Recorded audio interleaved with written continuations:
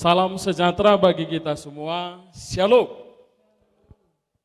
Saya akan uji menyampaikan khotbah ini dalam kebaktian kebangunan iman bagi seluruh kalangan jemaat yang pernikahannya masih dikatakan sebagai usia muda. Yang dikatakan mungkin usia muda ini dimungkinkan dari umur 3 tahun hingga sampai umur 5 tahun.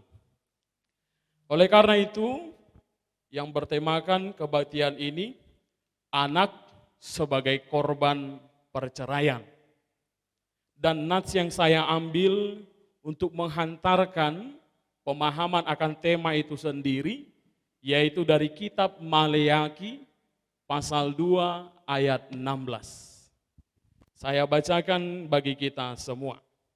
Sebab aku membenci perceraian, firman Tuhan Allah Israel, juga orang yang menutupi pakaiannya dengan kekerasan, firman Tuhan semesta alam. Maka jagalah dirimu dan janganlah berkhianat. Demikian firman Tuhan. Bapak Ibu sekalian, saudara-saudari yang terkasih dalam Kristus Yesus, sebelum kita sampai kepada tema yang dikatakan tadi, anak sebagai korban perceraian, berarti kita harus berangkat terlebih dahulu tentang arti pernikahan yang diimani oleh orang Kristen. Di mana seperti Yesus katakan dalam kitab Matius, yaitu yang berbicara tentang bahwa pernikahan itu ternyata telah ada di mula penciptaan itu sendiri. Di mana Yesus mengatakan bahwa Allah menciptakan laki-laki dan perempuan. Bahwa dan mereka juga yang dikatakan yang dari dulunya adalah dua tetapi menjadi satu.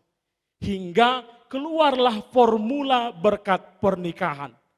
Yang mengatakan yang dipersatukan oleh Allah tidak boleh diceraikan oleh manusia. Bapak Ibu sekalian, saudara-saudari yang terkasih dalam Kristus Yesus.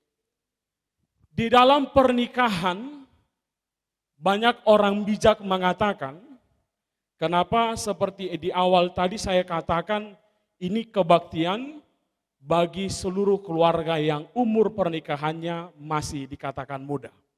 Karena di dalam penelitian, di angka 3 tahun hingga 5 tahunlah, di mana masa krisis akan keluarnya kata perceraian itu terjadi. Karena di dalam masa itulah perkenalan antara laki-laki dan perempuan ataupun pasangan suami dan istri itu masih dikatakan umur yang muda.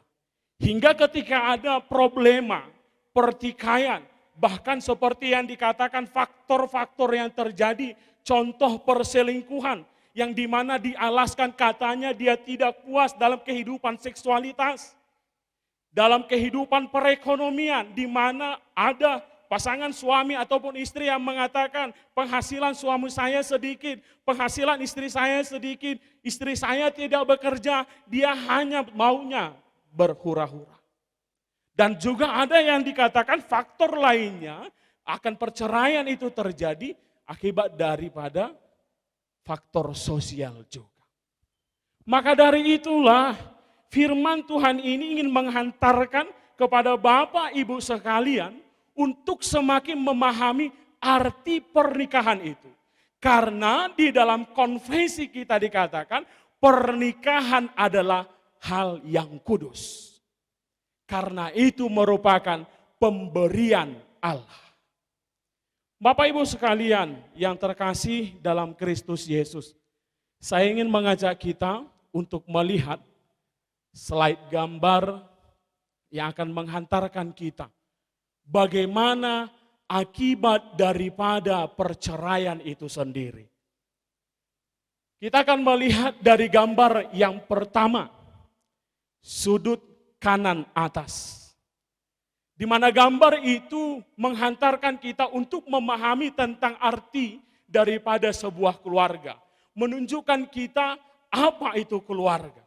Di mana keluarga itu terdiri daripada ayah, ibu, dan anak.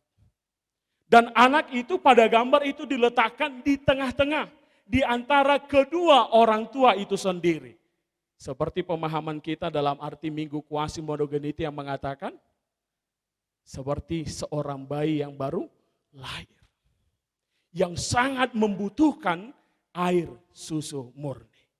Maka dari itu, terletaklah anak-anak itu berada di tengah-tengah orang tua yang mengartikan kepada kita bahwa anak itu sangat membutuhkan orang tua. Dan gambar yang kedua, yaitu gambar yang kedua, kita melihat bagaimana di sudut kiri atas itu yang menghantarkan kita daripada penyebab perceraian itu sendiri, penyebab hancurnya keluarga itu. Hingga akan kita pahami tentang tema tadi, di mana ternyata penyebab perceraian itu adalah karena nafsu kedagingan manusia. Seperti yang saya katakan, karena dalam penelitian ternyata banyak angka perceraian diakibatkan perselingkuhan. Di mana kita melihat bagaimana si ayah melihat kembali seorang wanita yang mungkin bagi dia bisa memuaskan nafsu kedagingan dia. Dan itu sebelum disadari oleh anggota keluarga yang lainnya. Perselingkuhan itu terjadi sebelum disadari oleh anggota keluarga yang lainnya. Hingga ketika ketahuan daripada perselingkuhan itu, maka dari itu gambar yang kedua itu ada tanda seru di atas kepala istri dan anaknya yang satu lagi, mengakibatkan daripada keterkejutan ataupun ketidakterimaan dari anggota keluarga yang diakibatkan si ayah tadi. Dan kita melihat bagaimana si anak yang pada dulunya itu dipegang oleh si ayah, tetapi karena si ayah itu membuat keputusan untuk pergi meninggalkan keluarga itu dan memilih perempuan itu, hingga membuat si anak itu hampir terjatuh ke dalam sebuah jurang. Tetapi masih bisa diselamatkan oleh anggota keluarga yang lainnya ataupun si anak yang kedua itu sendiri.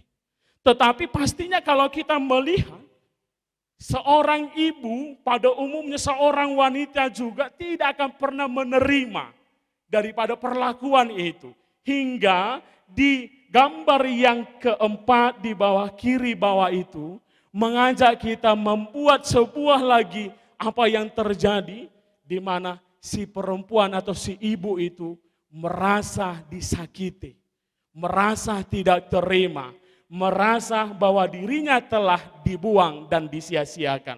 Hingga si ibu juga bertemu kembali dengan seorang laki-laki yang lainnya yang menurutnya lebih daripada suaminya yang pertama.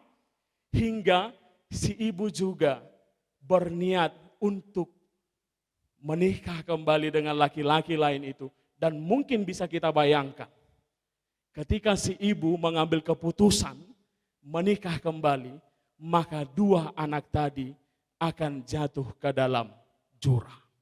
Bapak Ibu sekalian, inilah yang menyebabkan dikatakan bahwa anaklah yang paling sangat merasakan bagaimana sakitnya, bagaimana perihnya perceraian yang dilakukan oleh kedua orang tua itu sendiri.